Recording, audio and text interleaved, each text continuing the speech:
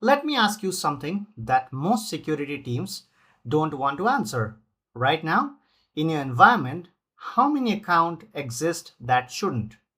Not compromised account, not malicious account, just account that belong to people who left, contractors whose project ended 6 months ago, service principal created for a pilot that never went live, admins whose roles quietly expanded one permission at a time until they had access to everything and nobody noticed. Welcome to Signals and Shadows, and I'm Samik Roy, and today we are talking about something that sits silently at the root of more breaches than most post incident report admit: identity debt. Now, you have heard of technical debt, code that works but barely, system held together with workarounds, the kind of thing that gets you through the sprint and haunts you 3 years later. Identity debt is the same idea, but in your IAM layer. It is the accumulated gap between the access that exists in your environment and the access that should exist. And here's the thing about identity debt: it doesn't happen because security teams are careless, it happens because organizations move fast. A new employee joins, they need access quickly. Someone says, just clone the permissions from the last person in that role. Done. A vendor finishes an engagement, their account gets disabled but not deleted because someone says, let's wait and see if they come back. A developer builds an automation pipeline, they need a service account, they give it contributor right across the subscription because it's easier and they're under deadline. Every one of those decisions made sense at the time, but 6 months later, a year later, those decisions are still alive in your environment and you have forgotten they are there. Here's the uncomfortable truth: attackers don't need to break into your identity system. They don't need to steal credentials in real time or bypass your MFA. They just need to find the access no one is watching. A dormant account, still enabled, still valid. It's an open door with no alarm on it. A service principal with owner right that hasn't been reviewed since last 3 years is a lateral movement path that looks completely legitimate to every tool in your stack. Think about what that means. Your SIEM fires alert, your XDR monitors behavior, your conditional access policy enforces policy. But if the account an attacker is using is supposed to have that access, if it was granted permission legitimately, even if that legitimacy expired a year ago, none of those controls will raise a flag. Because the question your tool is asking, is this access allowed? The question they are not asking, should this access still exist? The gap between allowed and should exist is where identity debt lives. And that's exactly where attackers go to work quietly.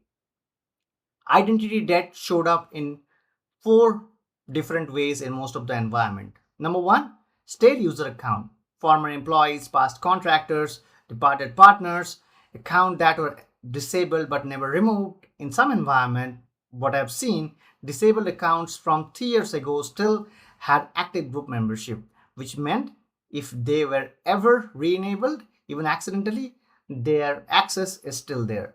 Second, over-permissive service account. This is probably the most dangerous one.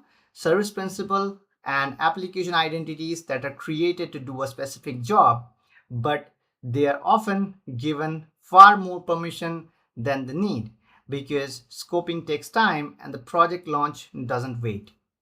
There's accounts that rarely get reviewed after creation, and they almost never trigger behavioral anomaly alert because their access pattern don't look like a person, they look like automation. Third one, shadow admins. These are the identities that have administrative level capabilities but aren't in your official admin groups. They might have direct object level permission in Active Directory. They might have role assignment in Azure that effectively grant admin rights without ever appearing in your privileged identity management dashboard. Shadow admins are invisible to most access review processes because You have to know to look for them. The last one, often app registration and integration. Every SaaS integration, every OAuth consent, every API key generated for a demo or a test, they create access footprints that persist longer after the original use case is gone. And most organizations have no inventory of them. Now, some of you are thinking, yes, this is just an access hygiene issue, and we have access reviews, we have IAM governance, we have the processes. And I would definitely like to call out one thing, that compliance frameworks ask, do you conduct access reviews? But they don't ask, did the reviewer actually understand what they were reviewing? In most organizations, access reviews are checkbox exercises. A manager receives a list of accounts and approval to click.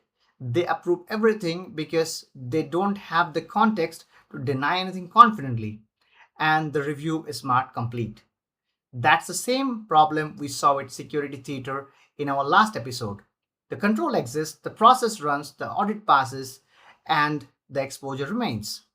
Identity governance done for compliance is not the same as identity governance done for defense. So, what does the shift actually look like?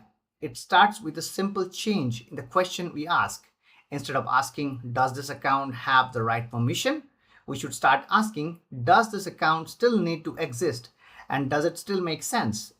The second question is way harder to answer. It requires context, it requires behavioral data, it requires connecting your IAM layer to your telemetry. Here's what mature teams do differently. They treat service account as first-class identities, not infrastructure.